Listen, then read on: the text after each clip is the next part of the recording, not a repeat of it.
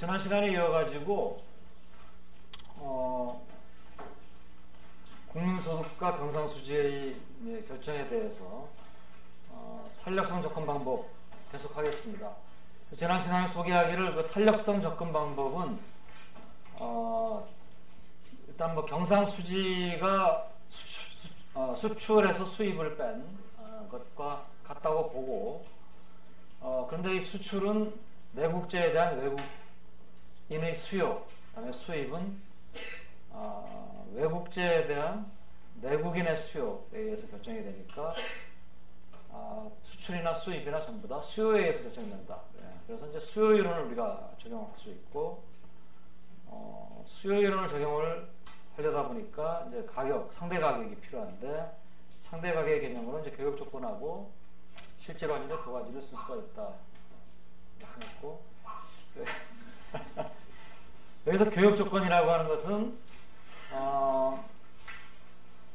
뭐 지난 시간에 설명했지만 다시 한번 보면은 수출제의 가격, 뭐 수출제가 여러 가지로 이제 구성이 되어 있으니까 뭐 수출제의 물가, 뭐 나누기 수입제의 물가, 이렇게 이제 썼는데, 이것은 뭐 교육 조건을 반드시 이렇게 정의하지 않고 이 반대 방향으로 PM 나누기 PX로 정의를 할 수 있다. 중요한 것은 수출제의 가격이 수입제에 비해서 상대적으로 비싸지면은 우리가 교육 조건이 개선된다는 표현을 쓰고, 반대의 경우에는 이제 교육 조건이 악화된다, 이렇게 이제 표현을 씁니다. 그래서 교육 조건이 개선된다라고 하면 수출제가 수입제에 비해서 비싸지는 것을. 우리나라 교육 조건, 이제 뭐 조금 업데이트가 안 된 데이터지만 뭐 이때까지 그림을 통해서 보면은 이제 이렇게 최근은 이제 안 나와 있고요. 계속 이제 90년대 초반 이후로는 이제 계속 악화되어 온 것을 볼 수가 있습니다. 근데 악화되어 온 것은 수입 단가 지수가 현재 이렇고요. 수입 단가 지수는 그러니까 수입 단가가 90년대 우리 외환위기까지는 이제 수입 단가가 좀 떨어졌다가 외환위기 이후에 수입 단가가 이제 크게 올라가는 이런 모습을 보입니다.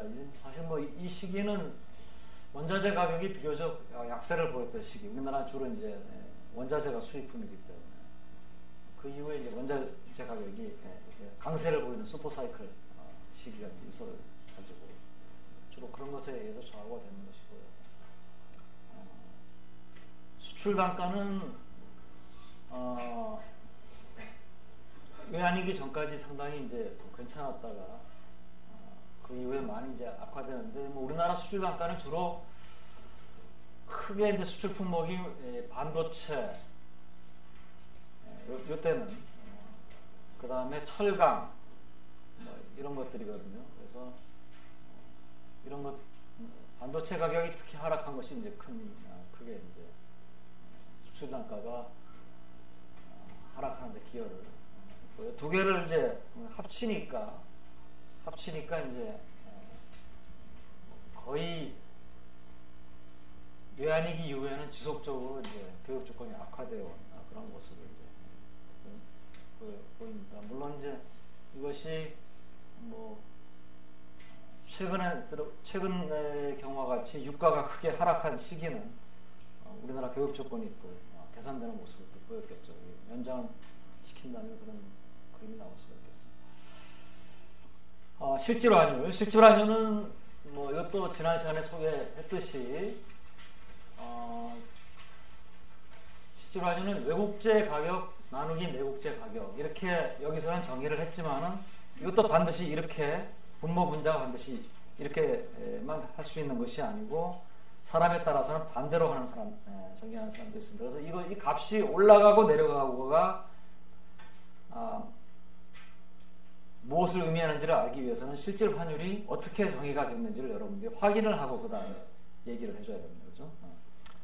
그래서 이제 이렇게 이제 실질 환율을 정의를 하면 이제 P스타는 외화로 표시된 외국제 가격이고, E는 이제 명목 환율이고 P는 자국 화폐 단위로 표시된 내국제 가격. 이렇게 이제 실질 환율을 쓰면은 이 실질 환율이 가지는 이제 의미가 외국제 하나를 사기 위해서는 내국제를 몇 개를 우리가 지급해야 되느냐. 그러니까 우리가 명목 가격이라고 하는 것은 어떤 물건 하나 사기 위해서 화폐 몇 단위를 지급해야 되는 이 명목 가격인데 실질 환율은 이제 그러니까 비슷하게 명목 환율이라고 하는 것은 외화 한 단위를 사기 위해서 우리나라 화폐, 자기 나라 화폐 몇 단위를 지급해야 되느냐.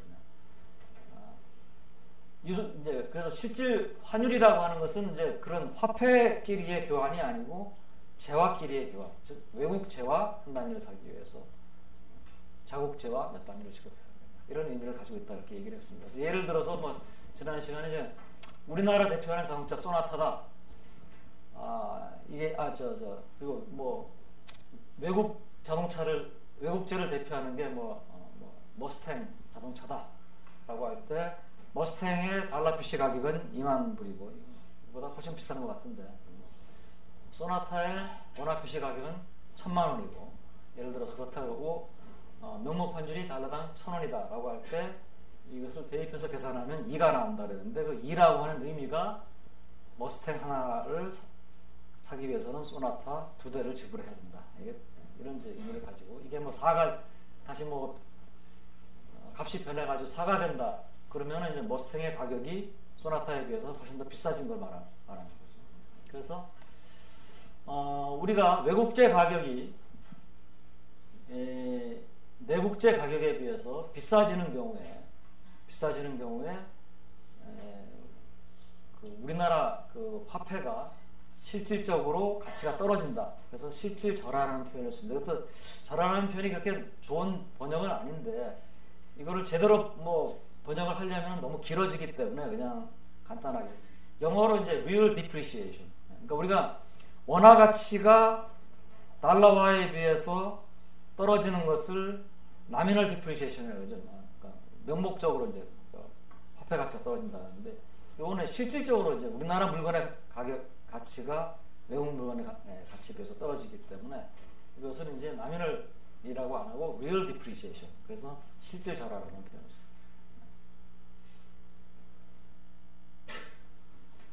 반면에 이제 우리나라 물건의 가격이 내국제 가격이 외국제 가격에 비해서 비싸지면은 real appreciation, 실질 절상이라고 하는 표현을 씁니다.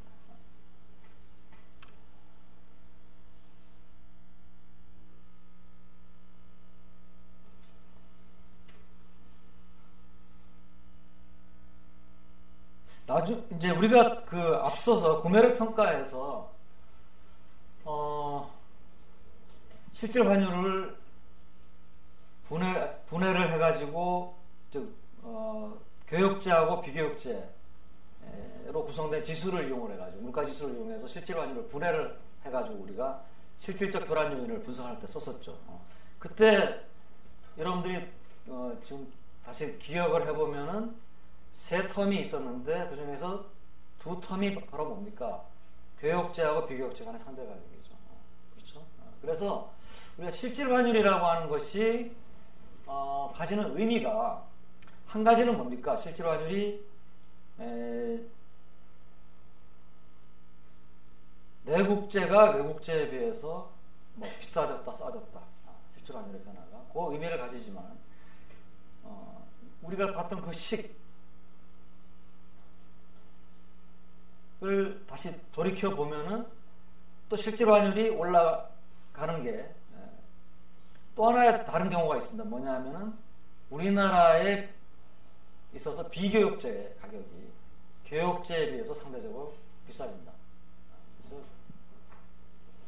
PN이 있고 PT가 있을 때 이 값이 올라간다. 라고 하면은 이것도 우리나라 물건의 가격이 외국 물건의 가격에 비해서 비싸지는 그런 경우에 해당됩니다. 그러니까 실질 환율의 변화라고 하는 것이 무엇을 의미하느냐라고 할 때 한 가지는 우리나라 물건의 가격이 외국 물건의 가격에 비해서 내국제가 외국제에 비해서 비싸진다. 또 실질 환율이 변하는 하나의 의미가 될 수가 있지만 또 비슷하지만 또 다른 의미는 우리나라에 있어서 비교육재 가격이 교육재에 비해서 비싸진다 라는 의미도 있을 수가 있습니다. 즉 여기서 봤듯이 실질 환율은 reflects relative price of the traded goods and non-traded goods. 그러니까 교육재하고 비교육재의 상대 가격의 변화를 실질 환율이 반영을 해준다는 거예요. 자, 실질 환율 실제로는 어떻게 측정을 하느냐? 우리가 이 실질 환율을 측정하기 위해서는 그게 한 재화의 가격이 아니고 외국에서 생산되고 뭐 소비되는 재화가 종류가 굉장히 많고 내국재도 굉장히 종류가 많기 때문에 이런 여러 가지 재화의 가격을 종합해 가지고 하나의 숫자로 표현하기 위해서는 뭡니까? 우리가 물가 지수 또는 물가 바스켓을 이용을 하죠. 그래서 뭐 우리가 좀 편리하게는 이제 물가 지수 같은 것을 이제 이용을 해야 되는데 문제는 원래 실질 환율을 제대로 계산하려면은 내국재가 다 달러 원화 단위로 된 그런 가격이 있어야 됩니다. 그러니까 프라이스 레벨이 있어야 돼요. 그래야지 실질 환율이 제대로 계산이 되는데 우리 편의상 그러니까 우리가 바스켓을 만들어 가지고 계산을 하기가 그렇잖아요. 그래서 편의상 이제 뭡니까? 통계 자료를 우리가 이용을 하는데 통계 자료는 뭡니까? 물가 지수로 다 제시가 많이 되어 있고 우리가 쉽게 구할 수 있는 것은 뭐냐면은 $1 환율 이거 쉽게 구할 수 있죠. 이거는 뭐 한국은행이나 뭐 이런 웹사이트에서 또 뭐 우리 과제를 하기 위해서 여러분들에게 제공해준 웹사이트는 Pacific Exchange Rate Service라고 해가지고 이제 이건 뭐 UBC, 그러니까 University of British Columbia의 비즈니스 스쿨에서 그냥 뭐 서비스하는 그런 이제 환율 자료로 서비스를 해주는 돈을 안 받고 뭐 해주는 우리가 좀 편리하게 이용할 수 있는 그런 이제 그 사이트가 있는데 그런 데서 구할 수 있고요. 우리나라 물가는 뭐 주로 이제 소비자 물가를 가지고 많이 한다라면 소비자 물가 지수 한국은행에서 뭐 당연히 이거는 제공하는 거죠. 피스타는 이제 미국의 물가 지수인데 뭐 이것도 뭐 미국의 뭐 뷰로 이코노믹 BA 이코노믹 어널리시스라고 하는 그런 이제 곳에서 통계를 만들어서 제공하니까 뭐 우리가 통계 자료를 받을 수 있습니다. 그런데 문제는 이렇게 받은 물가 지수는 단위가 없어요. 단위가 없기 때문에 엄밀한 의미에서는 이제 실질 환율에 해당되지는 않지만은 우리가 뭡니까? 이렇게 받은 물가 지수는 어떤 특정 시점이나 또는 뭐 전년도하고 금년도하고 비교를 할 수가 있죠. 그 값을 비교하는 건 의미가 있거든요. 그래서 Q의 값이 올라갔느냐 떨어졌느냐 이런 얘기는 우리가 할 수가 있습니다. 그건 의미가 있습니다. 작년에 비해서 또는 지난달에 비해서 Q의 값이 우리가 이렇게 정의한 Q의 값이 올라갔다. 물가지수를 써가지고 계산을. 그러면 뭡니까? 외국재 가격이 내국재에 비해서 상대적으로 비싸진 걸 말하잖아요. 비록 단위는 없지만 물가지수를 가지고 있게. 그러니까 뭐 여전히 뭡니까? 우리가 리얼 어프리시에이션이 일어났느냐, 리얼 디프리시에이션이 일어났느냐, 어떻게 변하느냐 이런 것을 보기 위해서는 쓸 수가 있거든요. 그래서 물가지수를 쓰는데 다만 조심해야 될 것은 물가지수라고 하는 것은 나라마다 기준 시점이 달라질 수가 있어요. 그죠? 어떤 나라는 반드시 뭐 2000년도를 물가지수의 기준 시점으로 삼아야 된다. 그런 것이 통일되어 있지 않거든요.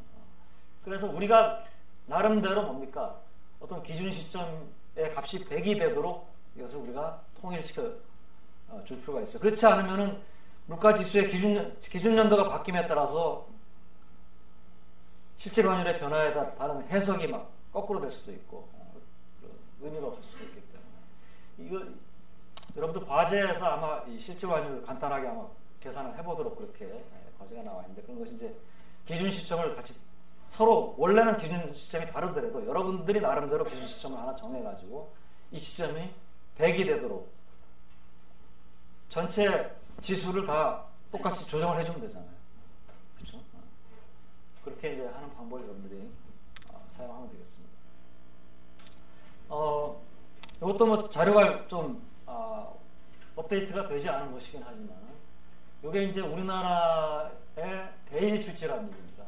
그러니까 이것을 계산하기 위해서는 환율로는 이제 1N 환율을 썼을 것이고 P스타로는 일본의 소비자 물가 지수를 썼고 P로는 우리나라의 소비자 물가 지수를 썼는데 그냥 이것은 뭡니까? 2005년에 값이 100이 되도록 사실 2005년의 값을 100으로 만들려면은 물가 지수는 월별로 있거든요. 그래서 2005년에 평균이 100이 되도록 전체를 이제 노멀라이즈 시켜줍니다.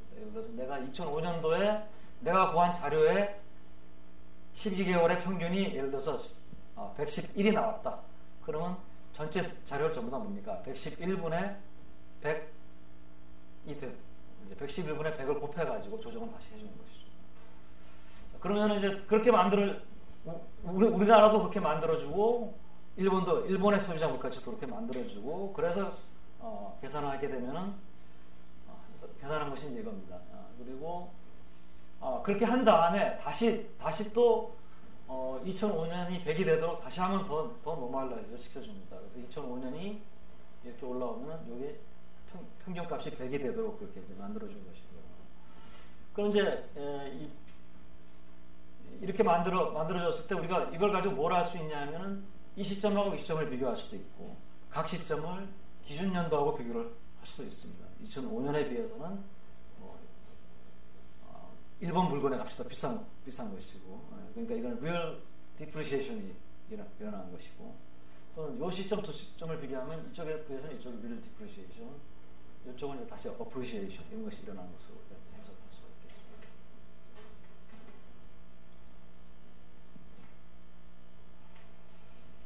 물론 이제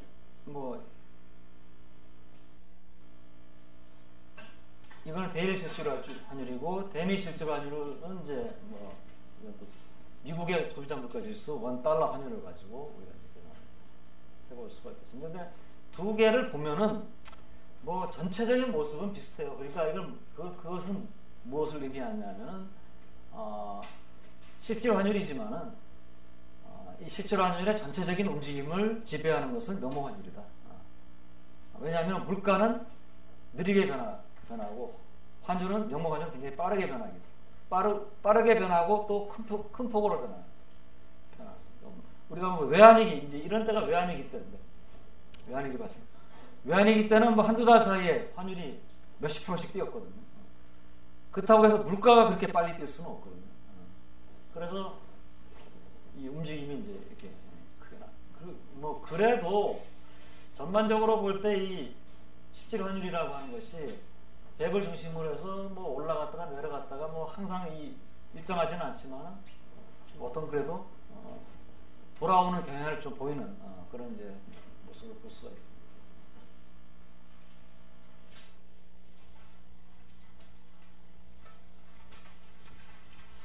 자 이제 두 가지 개념을 소개를 했는데 두 가지 상대 가격의 개념을 이제 우리가 경상수지가 어떻게 결정이 되느냐를 보기 위해서 두 개 중에서 무엇을 우리가 사용할 것이냐 하면은 실질 환율을 사용할 것입니다. 실질 환율. 왜냐하면은 우리가 그 텀스 오브 트레이드를 써도 되는데 우리가 사실 수출이나 수입과 같은 교역에 있어서는 텀스 오브 트레이드가 더 맞을 거예요. 정확할 수도 있을 거예요. 근데 뒤에 이제 탄력 접근 방법을 넘어서 가지고 국내 지출 접근 방법이나 다른 접근 방법으로 확장을 시키면은 비교역제 역할이 중요해집니다. 지금 여기서는 이제 우리가 경상수지가 수출 수입에 의해서 결정이 되고 수출 수입은 그야말로 이제 뭡니까? 교역제잖아요. 그러니까 사실 이거를 교역조건이라고 해도 돼요. 여기 들어가는 거예요. 그렇지만은 여기서는 교역조건을 하지만은 이 모형을 좀 더 확장시키면은 교육제뿐만 아니고 비교육제가 중요해지기 때문에 실질 환율을 쓰는 게 맞고요. 또 생각해 보세요. 지금 우리가 여러분들 수요가 수출제, 지금 우리는 외국제하고 내국제만 있다고 했는데, 그러니까 이때 외국제는 뭐냐면 외국제하고 내국제가 전부 다 교육제라고 생각해야지만 이게 맞아요. 근데 그것만 있는 게 아니잖아요. 그러니까 뭐냐면은 우리가 여러분들이 소비하는 물건 중에는 외국제, 내국제도 있지만은 내국제 안에서도 교육제, 비교육제가 있고 외국제 안에서도 교육제, 비교육제가 있는데 실제로 수출 수입이 되는 거는 교육제뿐이거든요. 그렇지만 우리가 경상수지가 수출 수입이 교육제만 수출 수입이 된다고 해가지고 그 수출 수입에 영향을 미치는 게 교육제 가격만 영향을 미치는 건 아니죠. 비교육제 가격도 영향을 미치잖아요. 그렇잖아요. 내가 비교육제 가격이 우리나라의 비교육제 가격이 굉장히 싸졌다. 그러면 나는 뭡니까? 소비할 때 우리나라 비교육제를 많이 쓰고 교육제는 전반적으로 적게 쓰려고 해요. 그러다 보면 뭡니까? 교육제 수입이 적어질 수가 있겠죠. 그러니까 교육제 수입이 우리나라 비교육제 가격에서 영향을 받는단 말이에요. 그죠? 그러니까 사실 여기다가 상대 가격을 쓰면서 텀스업 트레이드만 쓴다라고 하면 너무 이것은 범위가 좁은. 그래서 처음부터 우리는 실질 환율로 놓고 시작을 했습니다. 실질 환율은 이제 교육제, 비교육제 가격이 전부 다 들어있는, 반영되어 있는 그런 이제 상대 가격이죠. 자, 그러면 이제 일단은 우리가 경상수지가 수출하고 수입 차이로 보겠습니다. 이것은 본원소득 수지하고 이전소득 수지는 우리가 그러니까 원래는 이제 넣어야 되는데 그거는 다른 원리에 의해서 결정될 수도 있는데 일단은 그것까지 우리가 할 수가 없기 때문에 일단 우리가 보통 얘기하는 순수출, 수출에서 수입된 것을 경상수지하고 우리가 동일시 일단 하겠습니다. 그리고 수출은 무엇에 의해서 결정이 되느냐? 수요함수에 그냥 수요함수라고 생각합시다. 뭐에 대한 수요함수? 외국제에 대한 수요함수. 내국제에 대한 수요함수. 그러면 뭡니까? 가격이 들어갈 거고 그 다음에 소득이 들어가겠죠. 소득은 우리나라의 소득이 아니고 외국의 소득이 들어가야죠. 외국인의 내국제에 대한 수요니까. 그래서 여기 스타를 붙인 것은 외국입니다. 외국의 소득. 그 다음에 상대 가격. 근데 여기서 사실 이거는 이렇게 할 수도 있고 반대로 할 수도 있어요. 그러니까 좀 더 내추럴하게 이게 내국제에 대한 수요이기 때문에 내국제 가격을 좀 더 자연스럽게 집어넣자면 이 분모 분자를 반대로 해서 집어넣어야 돼요. P 나누기 비슷하. 그래야지. 그러면 근데 외국제로 표시한 내국제의 가격이 되죠. 뭘로 표시하는 게 내국제의 가격이잖아요. 그러면 이제 자연스럽게 뭡니까? 이게 올라가면은 가격이 올라가면은 수요는 줄어들고 소득이 올라가면 수요가 늘어난다. 이렇게 할 텐데 여기서는 그냥 실질 환율을 계속 똑같이 쓰기 위해서 그냥 실질 환율을 넣었습니다. 그러면 이 경우에는 어떻게 되겠습니까? 이거는 내국제 가격이 역수기 때문에 실질 환율이 올라가면은 수출은 오히려 늘어나는 그렇잖아요. 실질 환율 자체가 외국제 가격인데 외국제 가격이 올라가면은 외국인들은 우리나라 물건 쓰려고 할 거 아니에요. 그러니까 수출은 늘어나는 그런 방향으로 이제 움직인다라고. 이게 싫으면 여러분들이 이 항목에다가 P 나누기 이피스타를 집어넣으면 됩니다. 그러면은 자연스러운 수요함수 똑같아요. 가격이 올라가면 수요량은 줄어듭니다. 수입은 이제 내국인의 외국제에 대한 수요니까 수요함수라고 놓고 이거는 이제 자연스럽게 우리가 쓰는 실질 환율이 외국제의 가격이 됩니다. 그러면 이제 이게 올라가면은 수입량은 줄어들겠죠. 가격이 올라가요. Y는 이제 내국인의 수요니까 우리나라의 국민소득을 써야겠죠. 그죠? 이렇게 이제. 그러면 경상수지는 어떻게 하느냐? 수출에서 수입을 빼면 되느냐?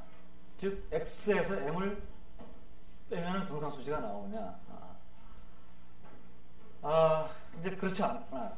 우리가 X에서 M을 그냥 뺄 수가 있느냐 라고 하는 겁니다. 두 개가 다른 종류의 물건입니다. 그죠? 수출제하고 수입제는, 내국제하고 외국제는. 그러니까 내국제에서 수식으로 보면은 그냥 뺄 수 있을 것 같지만은 서로 다른 물건인 내국제에서 외국제를 빼서는 의미 있는 숫자가 안 나오죠. 그죠? 사과 5개에서 배 7개를 빼면은 마이너스 2개라는 숫자는 나오지만은 이게 무슨 의미가 있는지. 그죠? 그러니까 뭡니까? 같은 재화 단위로 통일을 시켜줘야 됩니다. 즉 사과 5개 빼기 배 7개인데 만약에 사과 하나가 배 2개에 해당된다면은 사과 5개는 배 10개에 해당되고, 그래서 배 10개 빼기 배 7개에서 배 3개에 해당되는 숫자가 나옵니다. 똑같은 것을 해줘야 됩니다. 즉 이것은 수출제는 내국제고 수입제는 외국제입니다. 그러면 무언가를 이용해서 이것을 같은 재화 단위로 환산을 시켜줘야 됩니다. 아니면 화폐 단위로 환산을 시켜줘야 됩니다. 그래서 여기서 이제 한 건 뭐냐 하면은 모든 것을 수출제 가격, 내국제 단위로 바꿔줍니다. 맞나요? 아닌가? 내국제 단위로 표시하겠습니다. 그럼 내국제 단위면은 자 봅시다. 수출은 이미 내국제 단위로 되어 있어요. 그죠? 수출은, 만약 by definition 수출은 내국제를 수출하는 거니까.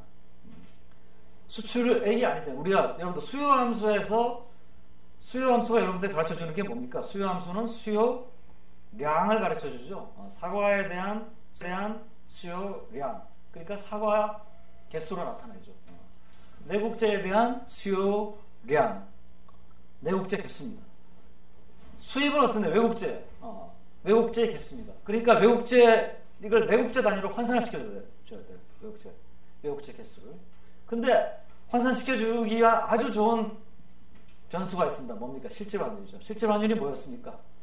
내국제 단위로 표시한 외국제의 가격이에요. 그러니까 M에다가 뭡니까? M이 외국제 개수니까 곱하기 실질 환율만 곱해버리면 그게 내국제 개수가 되어버립니다. 그죠? 그래서 내국제 단위로 표시하기 위해서는 실질 환율이 X에서 그냥 M이 X스타로 변했네요.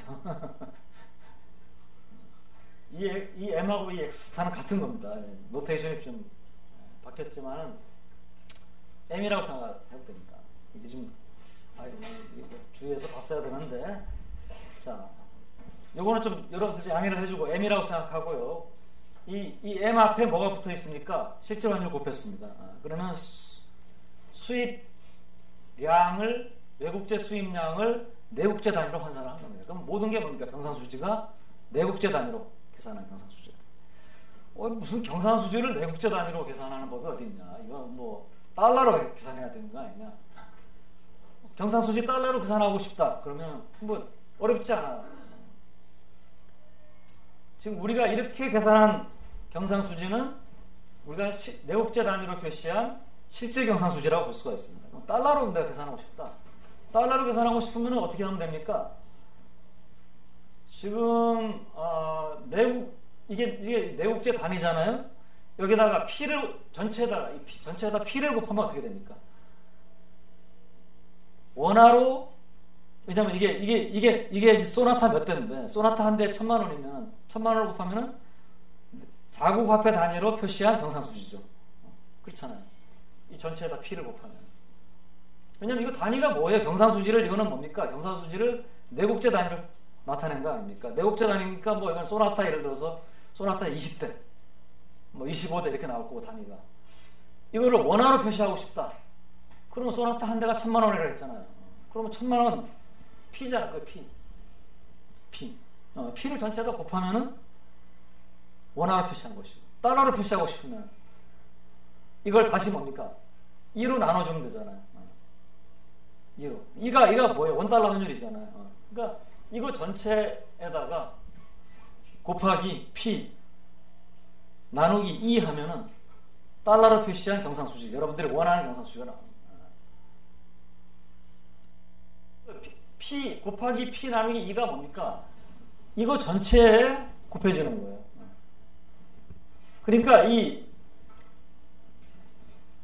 달러로 표시하느냐 원화로 표시하느냐에 뭘로 매국자 단위로 표시하느냐에 따라서 값은 달라질 수가 있어요. 그렇지만 경상수지가 흑자냐 적자냐는 어느 부분에 의해서 결정이 됩니까? 이 부분에 의해서 결정이 됩니다. 흑자냐 적자냐. 그렇잖아요.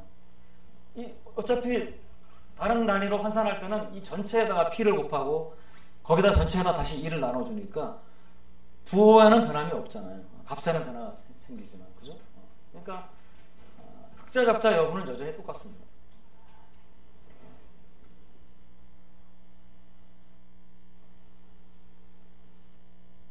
그러니까 여러분들이 원하면은 단위를 얼마든지 바꿀 수가 있어요. 이게 지금 외화 단위로 표시해 준 겁니다. 자꾸 이제 노테이션이 바뀌어서 미안합니다. 이거는 X고 N입니다. 그죠? 그리고 Y 스타는 빠져 있고 P분의 EP 스타인데 외화 단위로 표시하기 위해서는 요거는 아까 P분의 2를 해주고 여기는 이미 앞에 P분의 EP 스타가 한번 곱해져 있었거든요. 거기다가 곱하기 P 나누기 2를 하면은 RA가 약분되고 P 스타만 남는 이제 이렇게 우리가 바꿔주세요. 이거는 여러분들이 우리가 가지고 있는 정의를 이용해 가지고 얼마든지 왔다 갔다 바꿀 수가 있어요. 생각을 해보면. 자, 이제 경상수지 우리 이제 표시를 했습니다. 자, 근데 그 다음에 우리가 하려고 하는 것은 뭐냐면은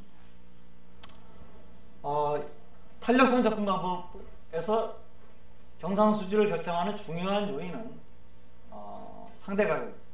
상대가격 안에서도 환율입니다. 그래서 여기서 우리가 하려고 하는 것은 다른 조건이 일정한 상태에서 이 나라의 화폐 가치가 명목적으로 하락한다. 그러니까 만약에 이 나라가 지금 우리가 고정환율 제도를 가지고 있는 나라를 주로 분석을 한다라고 했으니까 이 나라 화폐 가치가 명목적으로 하락하는 것은 결국 어떤 경우입니까? 평가 절하되는 경우죠. 그럼 물가는 어느 정도 경직적이고 화폐가 평가절하되면 그러면은 실질 환율에는 어떤 일이 벌어집니까? Q는 P분의 EP 스타입니다. 얘네들은 경직적이고 평가절하가 일어나면 Q의 값도 올라갑니다. 우리가 정의한 Q의 정의에 따르면은 이것은 외국제 가격이 더 비싸지는 걸 말하죠. 실질 절하가 일어나는 걸 말이에요. 이거는 이제 우리가 물가가 경직적이라고 봤기 때문에 이제 그와 같은 일이 일어나는 것이고요. 그럼 이런 경우에, 즉 평가절하를 하는 경우에, 경상수지에 어떤 영향을 미칠 것이냐? 이것에 대한 답을 이 식이 해줄 수가 있습니다.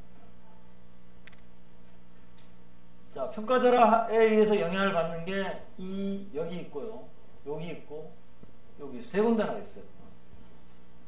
지금 요거 가지고 하지 말고 앞으로 돌아갑시다. 조금 간단하게. 여기로 돌아갑시다.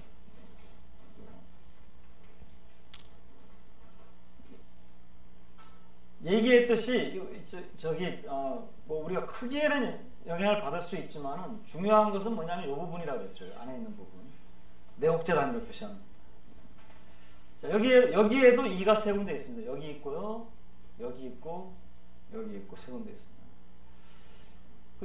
지금 나는 그 파워포인트에다가 표시를 할 수가 없지만 여기 좀 화면에다 표시를 하면은 우리 또 재물을 망가뜨리면 또 학교의 재물을 망가뜨리게 되기 때문에. 근데 여러분들은 이걸 좀 보기 위해 요 위에다가 요 값이 올라가면 수요량이 늘어난다고 했으니까 줄어든다고 했으니까 늘어나는 거죠. 오히려 이거는. 그렇기 때문에 요 위에다가 플러스 해가지고 동그라미를 좀 쳐놓으세요. 이게 헷갈리지 않게 하기 위해서. 까매서 하나를 하얗게 해야 되는데 요건 내가 멋을 좀 부린다고 또 까맣게 만들었다가, 자, 여기는 뭡니까? 이것 같은 이거는 이제 우리가 하던 M인데 이거는 뭡니까? 가격이 올라가면 수요량이 감소합니다. 여기는 마이너스의 동그라미를 좀 하든지 이렇게 표시를. 자, 그러면은 다른 것은 변하지 않고 E만 상승한다고 합시다. 평가절하가 일어났다. 자, CA에 어떤 영향을 미치느냐? 요 값이 지금 올라가죠. 이건 X를 증가시킵니다. CA를 증가시키는 방향으로. 경상수지를 개선시키는 방향으로. 여기는 E가 올라가면 M은 줄어든다고 했죠. 그런데 마이너스가 붙어 있습니다. 즉 수입이 주는 거죠. 그러니까 또 이것도 경상수지를 개선시킵니다. 그죠? 그러니까 일반적으로 환율이 평가절하가 일어나면은 수출은 늘고 수입은 줄고 해서 경상수지가 개선되는 것이 이제 상식인데 문제는 이 항목이 있습니다. 서로 단위가 달라요.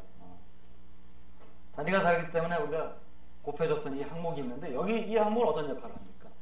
2가 올라가면은 이 값이 요게 만약 일정하다면 이 값이 커지고 앞에 마이너스가 붙어 있기 때문에 CA를 감소시키는 역할을 합니다. 그러니까 세 개가 있는데 이가 두 개는 경상수지를 개선시키는데 하나는 악화시켜요. 그럼 뭐 다수결의 원칙에 의해서 개선된다 이렇게 얘기를 하면 좋은데 그렇지가 않죠, 그죠? 그래서 이제 실제로는 평가절하를 할 때 경상수지가 개선될 수도 있고 악화될 수도 있어요. 여러분의 상식하고는 좀 반대죠. 그럼 어떤 일이 일어나는 것이냐? 왜 악화될 수가 있느냐? 간단한 예를 가지고 한번 보겠습니다. 자, 지금 내국제 가격이 하나에 10만 원이라고 합시다. 10만 원. 그리고 이제 이 생산자는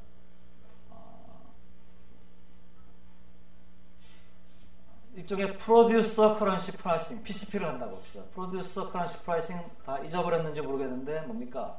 PCP를 하는 생산자는 뭡니까? 여러 나라에 수출을 할 때 자기 나라 화폐 단위로 가격이 정해지면은 환율을 이용해 가지고 상대방 가격, 그러니까 미국에 수출한다, 뭐 유럽에 수출한다 하더라도 뭡니까? 원화로 환산했을 때 가격이 다 같아지도록 그렇게 프라이싱을 하는 거죠. 그러니까 10만 원인데 그러면 프라이싱을 하기 위해서는 환율이 필요하죠. 환율이 달러당 800원이다 예를 들어서. 그러면 10만 원 나누기 800원 해가지고 하나에 125달러를 받으면 딱 10만 원하고 같아집니다. 125달러 받아. 자, 125달러 받을 때 수요량이 100개라고 합시다. 외국인들이 이 물건을 100개 사준다고 합시다. 그러면 매출이 얼마가 일어나겠습니까?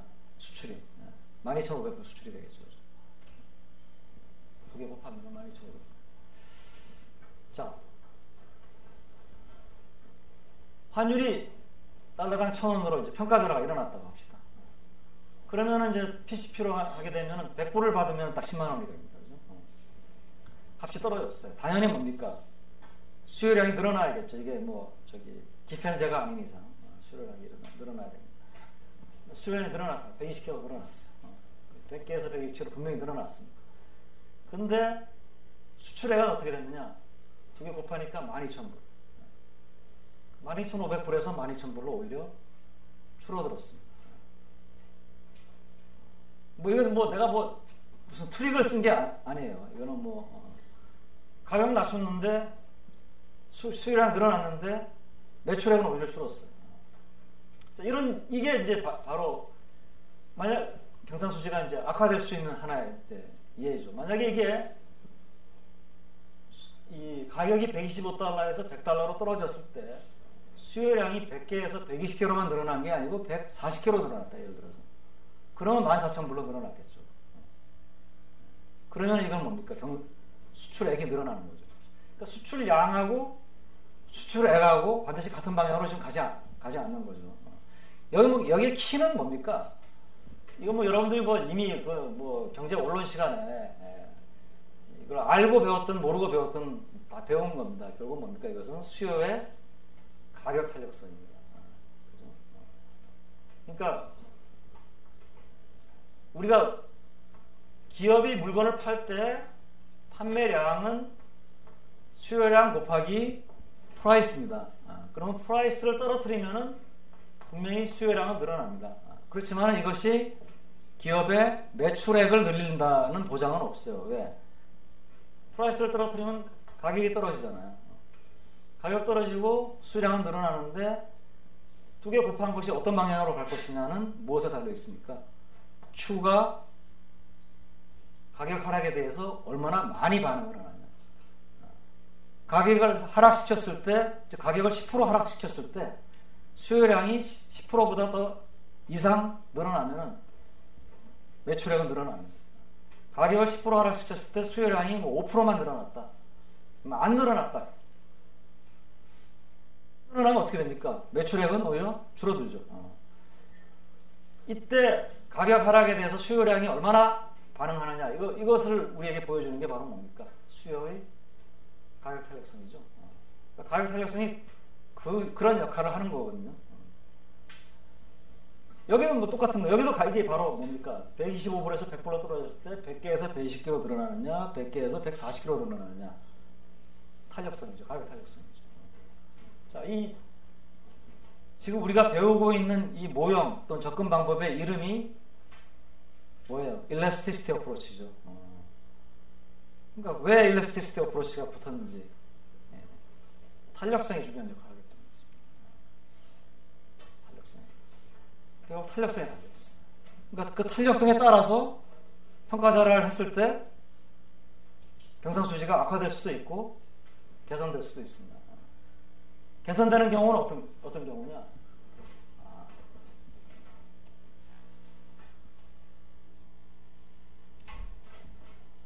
평가절하 했을 때 X하고 그러니까 수출이죠. 수출하고 수입량이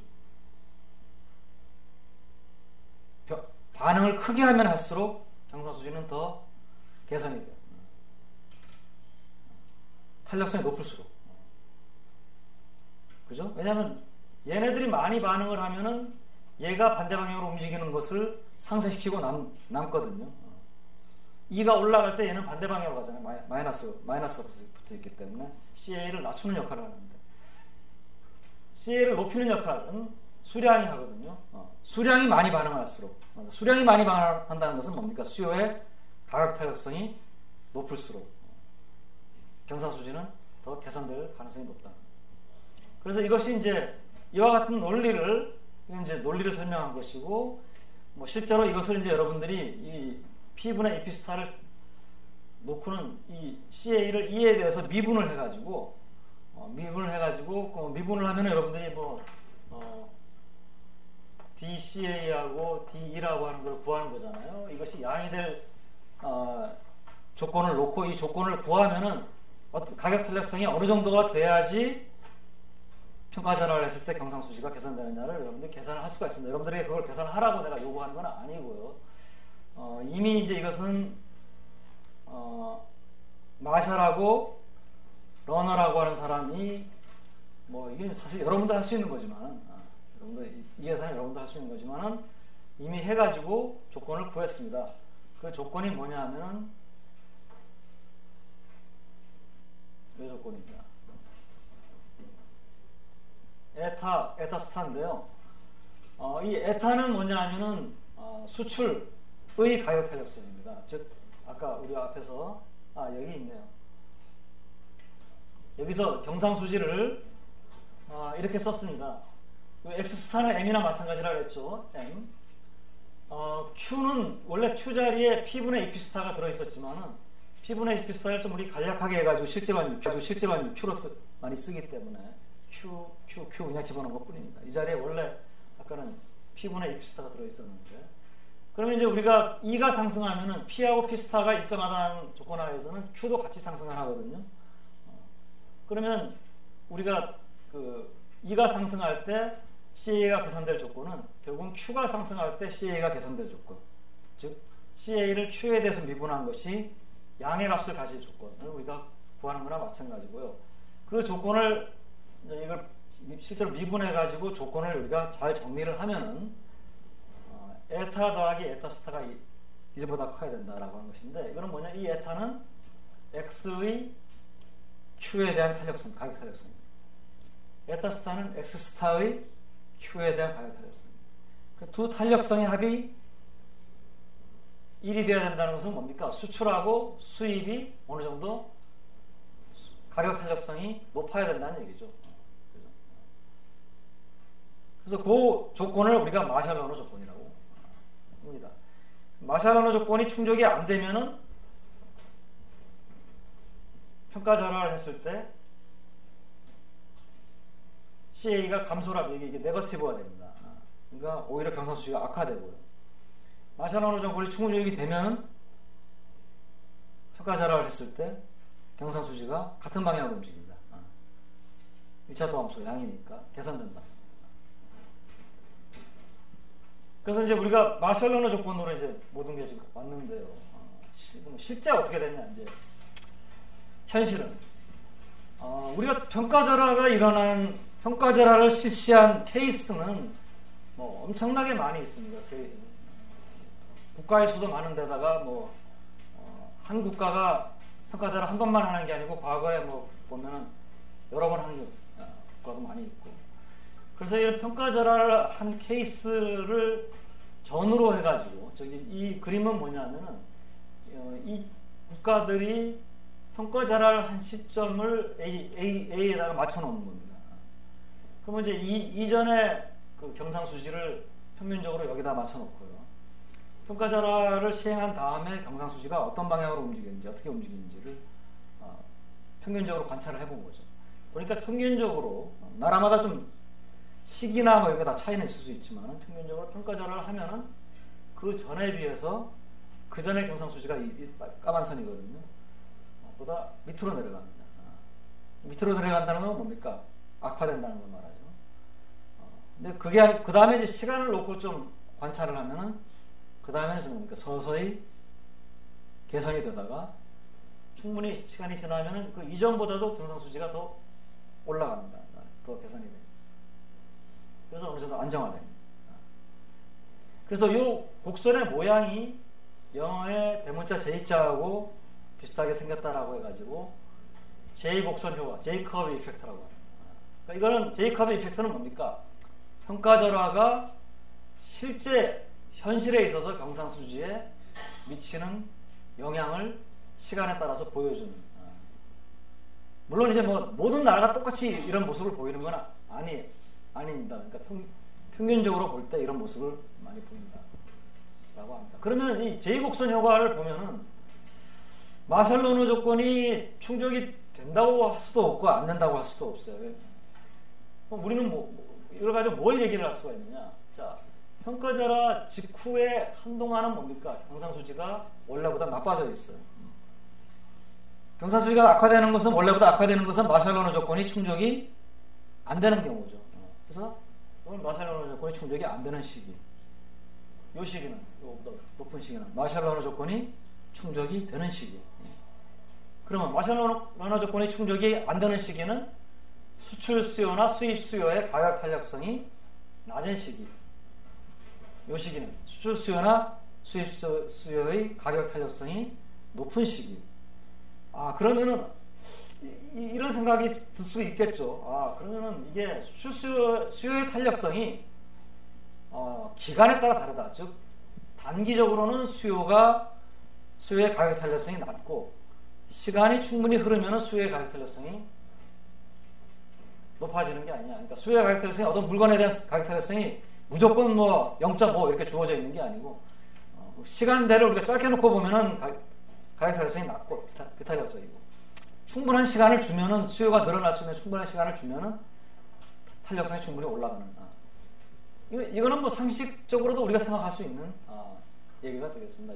그래서 요걸 이제 제 곡선 효과를 보고 이게 어떤 일이 마샬-러너 조건에 어떤 일이 일어나느냐 해석을 해보니까 이제 내가 얘기한 대로 환율 상승이 경상수지에 긍정적인 효과를 미친다고 해도 상당히 시간이 소요가 된다.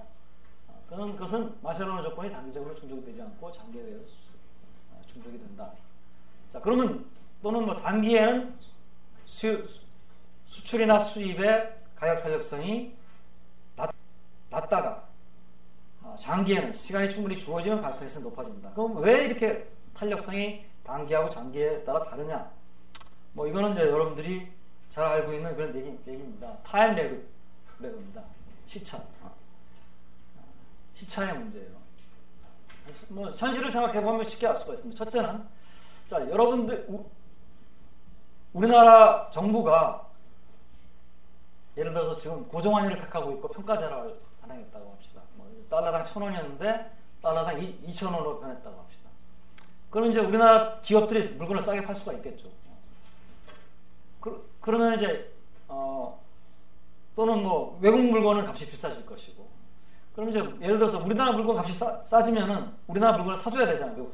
외국의 기업들이. 그래야지 수출이 늘어나는데 예를 들어서 미국의 어떤 수입업자가 우리나라 물건의 가격이 싸졌다라고 하는 것을 우리가 정보를 파악하는데 시간이 걸릴 수도 있겠죠. 물론 뭐 이게 굉장히 짧은 시간일 겁니다. 이게 인포메이션. 그 다음에 이제 컨트랙트 때문에 발생하는 레그가 있습니다. 뭐냐면은 한국 기업이 물건을 싸게 만들어서 판다는 걸 알았다 하더라도 이미 수출하고서의 국제 무역은 상당히 그 대부분의 경우에 있어서 우리가 어디 가가지고 물건 남대문 시장 가가지고 바로 흥정해서 물건 사는 그런 게 아니고 계약에 의해서 언제 얼마만큼의 물건을 납품을 한다 이런 것이 이제 상당히 오래전에 정해져 있는 경우가 많습니다. 여러분들 의류하는 이런 좀 관심을 가진 사람은 알겠지만 겨울에 시장에서 팔려고 하는 옷들은 다 여름에 벌써 만들거든요. 그러면은 수출 수입을 하는 데 있어서도 당연히 뭡니까? 겨울에 갖고 와가지고 팔 물건 여름에 벌써 사양 주문 내고 계약가 이루어져 있습니다. 그러면 이미 계약이 돼 있는데 한국이 9월달에 평가절하 해가지고 한국이 물건 싸게 만들 수 있다고 해가지고 계약 좀 뭡니까? 수출 수입선을 갑자기 바꿀 수가 없잖아요. 그렇죠? 그러니까 이게 이제 컨트랙트가 있고요. 그 다음에 프로덕션도 마찬가지입니다. 우리가 계약을 한다 하더라도 이게 뭡니까? 수출이라고 하는 거는 물건을 만들어서 실제로 배에다가 선적을 해서 보내야지 수출이 되는 거 아니에요. 그러니까 여기에는 또 상당히 시간이 걸립니다. 물론 물건이 어떤 종류의 물건이냐에 따라서. 그러니까 계약서를 바꾼다 하더라도 그 계약에 따라서 물건 만든 물건 선적해서 보내고 이런 것들이 다 뭡니까? 시간이 걸린다는 거죠. 그래서 이런 시차가 이제 단기에 있어서는 탄력성을 낮추고 장기에서는 탄력성을 높이는 그런 이제 역할을 하지 않겠냐. 실제로 수출 탄력성이나 수입 탄력성을 각 나라에 있어서 이제 측정을 해보니까 여기 좀 초기라고 있는데 이게 단기입니다. 단기고요. 단기, 중기, 장기로 하니까 이 탄력성이 뭡니까? 단기에 비해서 중기가 더 높아지고 탄력성이 중기에 비해서 되게 장기가 높아지는 걸 보습니다. 그래서 여러분들 이 표를 가지고 쉽게 마샬 언어 조건의 충족 여부를 예를 들어서 오스트리아의 경우에 2개 더하면은 단기에는 0.42밖에 안 되니까 마샬 언어 조건이 충족이 안 되죠. 일부러 중기 살짝 넘었습니다. 충족되기 시작해가지고 장기로 가면 당연히 충족이 되겠죠. 이런 식으로 이제 여러분들이 숫자를 보면 되게 단기에는 충족이 많은 경우에 있어서 뭐 덴마크는 예외적인데요. 뭐 이걸 빼면은 나머지 나라들은 다 마샬 언어 조건이 충족이 안 되고 장기로 가면 충족이 된다는 걸 여러분들이 볼 수가 있을 겁니다. 그래서 현실하고는 좀 맞아가는. 자, 이제 이게 스토리의 끝이 아니고요. 이제 한 가지 스토리가 더 있습니다. 이제 여기까지가 이제 보통 우리가 1980년대 초반까지 경상수지 결정에 대해서 이제 많이 알려져 있었던 부분입니다. 근데 1980년대를 지나면서 한 가지 이제 지금까지 우리가 배웠던 마샬 언어 조건만으로는 설명할 수 없는 현상이 하나 중요한 현상이 생겼습니다. 이게 뭐냐 하면은요, 달러 사이클입니다. 그러니까 이 달러화가 굉장히 우리가 환율에 있어서는 환율이라는 게 매일매일 엔달러 환율 유로하고 달러 환율 보면 매일매일 변하잖아요, 그죠? 변하지만은 환율은 그런 매일매일의 자잘한 움직임이 있긴 하지만은 또 환율이 가지고 있는 특징 중에 하나가 아주 장기적으로 어떤 추세를 가진다는 거예요. 그래서 이걸 이제 우리가 롱 스윙이라고 하는데, 그러니까 그 줄이 아주 긴 그네, 그러니까 천천히 이렇게 움직이는 거죠. 그러니까 한번 올라가기 시작하면, 물론 자잘한 움직임이 있습니다. 지금 올라가기 시작하면 이렇게 천천히 오랫동안 올라갔다가 또 떨어지기 시작하면 또 이렇게 떨어지는 이런 움직임이 있는데, 달러화가 특히 이제 중심으로 볼 때 달러화의 가치가 이렇게 이제 올라간 시기가 있습니다. 특히 이제 달러하고 yen을 다른 화폐도 마찬가지지만 이게 원이 아니에요. yen. 이 시기가 언제냐면 1980년대 들어와가지고요. 초부터 한 1985년 정도의 시기입니다. 이때는 달러 가치가 계속 올라갔어요. 정말 올라도 너무 많이 올랐습니다. 엔화에 대해서 한 2배, 전체 시기를 놓고 보면은 처음에 비해서 끝이 엔화에 대해서 2배 정도 가치가 올라갔습니다. 뭐 이때 달러화의 가치가 올라간 것은 미국의 통화정, 그러니까 고금리 때문에 그렇습니다. 그러니까 미국이 이때 이제 그 어떤 일이 일어났냐면 그 이제 레이건 정부 시절인데 레이건이 이제 뭐 세제 개혁 같은 걸 했죠. 그래가지고 세금 많이 깎아줬는데 그러면서 지출은 안 줄이니까 이제 재정 적자 많이 나고, 재정 적자 많이 나니까 당연히 뭡니까? 뭐 이거 국채 발행해서 메우려다 보니까 이자율이 올라가죠. 그럼 이제 이자율이 이렇게 올라가게 되면은 많은 경우에 있어서 이제 중앙은행이 돈을 좀 풀어가지고 이거를 어카모데이트를 해줍니다. 해주는데 그 전까지는 그렇게 했었는데, 이때 이제 중앙은행 연준 총재가 된 사람이 누구죠? 폴 볼커입니다. 그래서 우리가 볼커 모먼트라고 해가지고, 이제 볼커가 총재가 된 그 시기를 미국뿐만 아니고 전 세계 통화 정책에 대해서 어떤 중요한 이제 근본적인 변화가 발생한. 그 전까지는 중앙은행의 역할이 경기 안정이었다고 하면, 볼커 모먼트부터는 물가 안정이죠. 물가를 안정시키려면 돈을 풀지 말아야 되죠. 함부로. 그러니까 이제 금리는 올라가는데 안 풀어줬어요. 이제 미국에서 시작이 됐죠. 다른 나라는 아직 이제 다른 나라 중에서는 독일은 뭐 끈질기게 물가 안정에 통화 정책에 중점을 뒀던 나라고요. 그 외 나라들은 아직도 경기 안정에 정신이 없던 그런 시기인데, 미국이 이제 그렇게 하기 시작하니까 미국 금리는 높고 다른 나라 금리는 낮고 돈이 미국으로 오는 거죠. 그러면 미국 국채 살려면 엔화 가지고는 살 수가 없으니까 달러로 바꿔야 되니까, 달러로 바꾸면 달러화에 대한 수요 증가, 달러화의 가치 상승, 달러화 가치가 너무 올라가니까 이때부터 뭡니까? 이때부터 굉장히 우려의 목소리가 나왔어요. 달러 가치 너무 올랐다, 버블이다, 그래서 소위 말해서 이제 환율 예측의 전문가라고 하는 사람이 이제 너무 올랐으니까 지금부터는 달러 가치가 많이 떨어질 거다 그러는데, 이 사람이 사람들을 모아놓고 비싼 강의를 받고 강의를 하고 있는데, 청중에서 손을 들고는 당신이 이렇게 얘기를 하는 이 1시간 동안에 달러 가치가 또 몇 프로 올랐다. 이런 얘기를 할 정도로 달러 가치가 이제 올라가고. 이게 이제 너도 나도 누구나도 전문가들은 달러 가치가 비정상적으로 올랐다. 우리 거품이라는 표현도 쓰죠. 라고 하는 것을 얘기를 하고 있는데도 계속 올라가니까 안 되겠다고 해가지고 1985년에 이제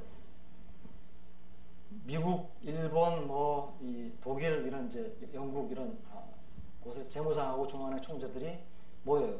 비밀리에 모입니다. 이제 그 뉴욕에 있는 그 플라자 호텔이라고 하는데 이제 모여가지고 달러 가치가 너무 올랐는데, 이걸 그냥 우리가 어떻게 놔둬서는 안 되니까 우리가 인위적으로 시장에 개입을 해가지고 달러 가치를 떨어뜨리자. 개입하는 방법은 쉽죠. 각 나라가 뭡니까? 자기 나라 화폐 사들이고 독일 은행은 독일 화폐 사들이고 뭐 영국 은행 영국 화폐 사들이고 이때는 이제 유로화가 아니고 자기 나라 화폐가 있을 때니까 달러 팔면 되거든요. 달러 팔고 자기 나라 화폐 사들이고 그걸 대량으로 하면은 이제 달러 가치가 떨어지게 됩니다. 자, 그걸 하자고 이제 약속을 하고 헤어졌는데 뭐 이 소식이 비밀리에 했는데 어떻게 알려지니까 실제로 시장 개입하기도 전에 벌써 달러 가치는 떨어지기 시작했어요. 불과 한 1년 반 사이에 원래대로 돌아옵니다. 그리고도 더 계속 떨어집니다. 달러 가치. 자, 이걸 얘기하려고 하는 것이 아니고 이때 이제 어떤 일이 일어났느냐? 당연히 이제 미국의 경상수지가 악화됐겠죠. 달러 가치가 올라가니까. 그죠? 이거는 뭐 원래 일어났던 일입니다. 근데 이제 달러 가치가 떨어졌어요. 미국의 경상수지가 처음에는 뭡니까? 당장은 개선이 안 되겠죠. 왜? 제곡선 효과가 있으니까. 그렇죠?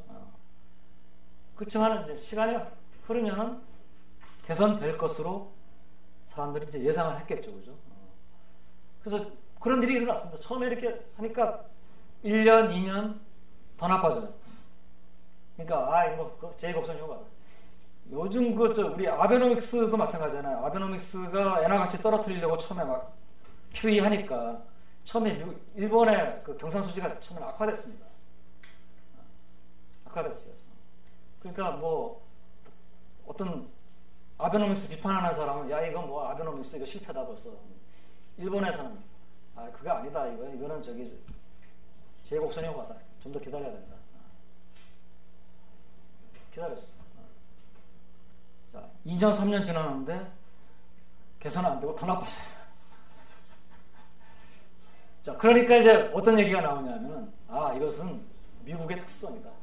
미국의 수출제를 보면은 대부분 경공업 제품이 아니고 즉 짧은 기간 내에 만들어낼 수 있는 게 아니고 만드는데 시간이 오래 걸리는 물건들이다. 계약하는데도 오래 걸리고 대표적인 게 뭐 미국의 발전소 플랜트. 이거 뭐 값이 싸다고 그냥 덥석 살 수 있는 게 아니잖아요. 뭐 이거 뭐 설계도 따져야 되고 뭐 사는 쪽에서 계약 오래 걸리고 또 계약한다 해도 납품하는데도 시간이 오래 걸리고 또 미국의 뭐 대표적인 뭐 수출품이 뭡니까? 보잉 항공기 오래 걸리죠. 또 탱크 뭐 이런 거 전투기. 그래서 이제 이게 미국의 수출제는 이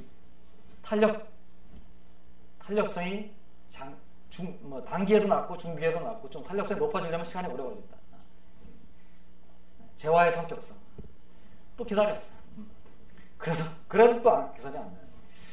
그래서 이제 사람들이 이제 생각을 한 게 그게 아니고 이게 환율의 정가에 문제가 있는 게 아니냐.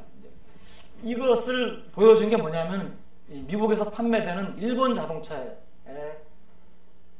가격 비해비입니다. 그러니까 이 80년대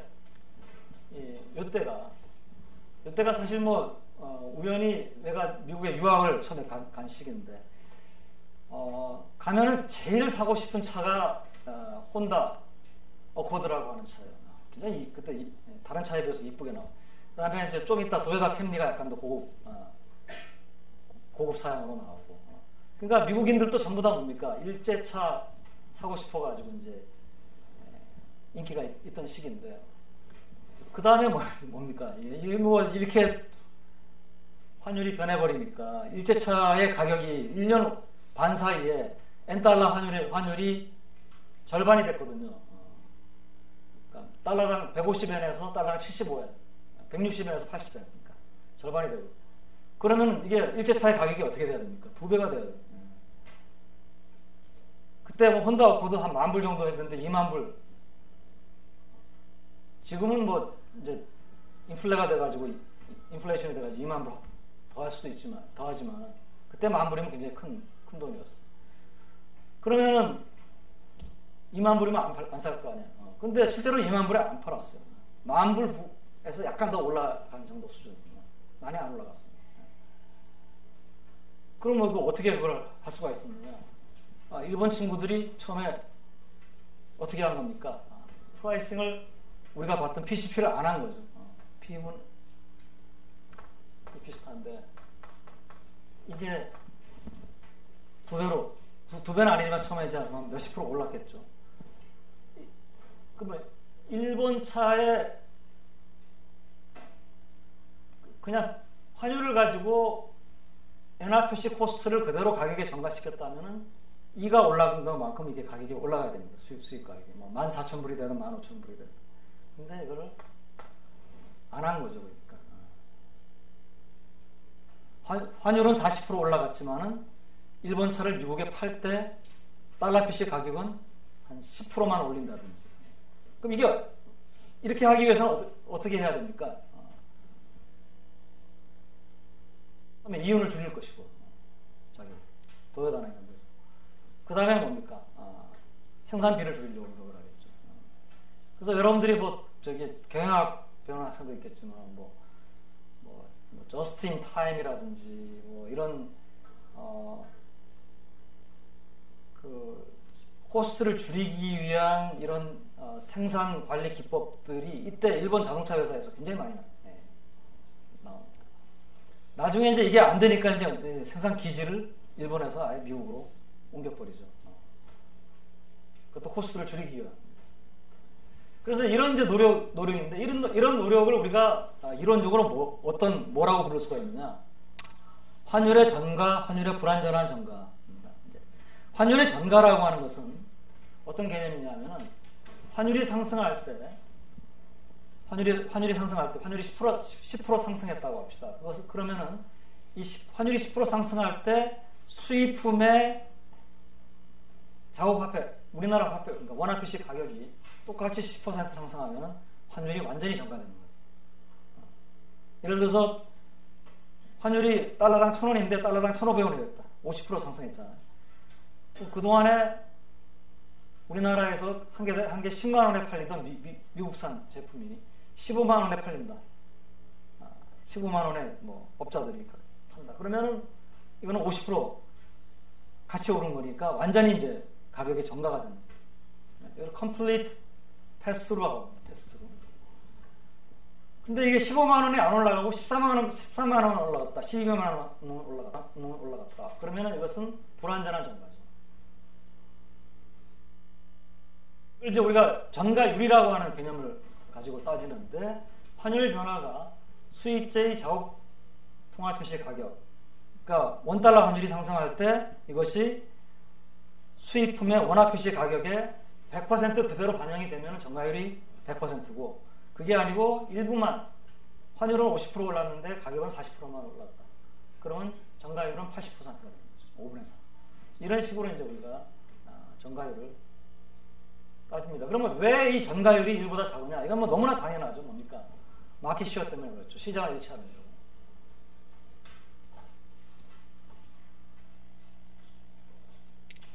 이 전가율하고 관련해가지고 어떤 효과가 있냐면요. 일본 자동차 회사들뿐만 아니고 다른 일본의 수출업자들이 손해를 보면서까지도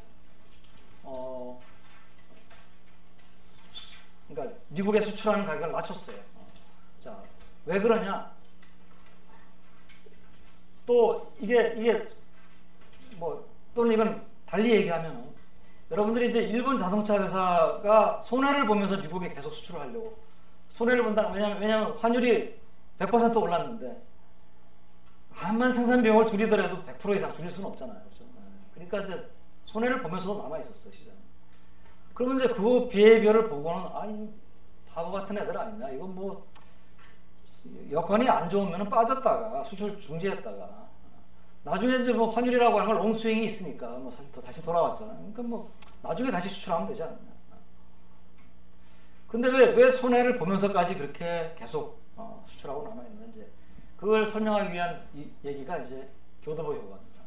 BCL. 교두보는 우리 군대 갔다 온 남학생들은 너무나 잘 알듯이 뭡니까? 또 그래 안 해더라도 인천 상륙작전 교두보 확보하기 위해서 한 거 아니에요, 그죠? 그러면 이제 교두보 확보하기 하려면은 포탄 때려놓고 군인들 총알바지 대면서 사상자 많이 내면서 확보를 합니다.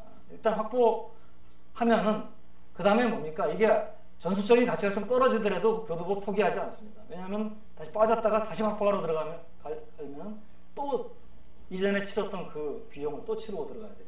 마찬가지로 자동차 회사 같은 경우에 어떤 나라에 수출을 하기 위해서는 자동차만 딸랑 가져다가 팔면은 그 수출 안 된다, 그죠? 서비스도 해야 되고 부품도 있어야 되고 딜러망도 만들어야 되고 광고도 때려야 되고. 그럼 이거 제일 처음에 뭡니까? 이런 거 갖추는데 코스트가 들죠. 이게 이제 우리가 보통 말하는 고정 비용, 썬크 코스트. 그러니까 그래서 내가 지금 손해는 보지만은 손해 본다고 해서 빠졌다가 다시 들어가려고 하면 2, 3년 후에 다시 들어간다. 환율이 유리해졌을 때. 그러면 이 썬크 코스트를 고정 비용을 다시 치르고 들어가야 되잖아요. 그러니까 손해를 보더라도 가격이 뭡니까? 수입이 가변 비용을 커버를 할 수 있을 정도의 가격만 되면 그러면은 이것은 이제 남아있는 게 낫다. 그게 이제 교두보 효과죠. 그래서 이제 왜 손해를 보면서까지 남아있느냐? 교두보 효과를 가지고 이제 설명할 수 있다. 이게 이제 우리 탄력 성적분 방법 끝입니다. 예, 이 정도 하겠습니다.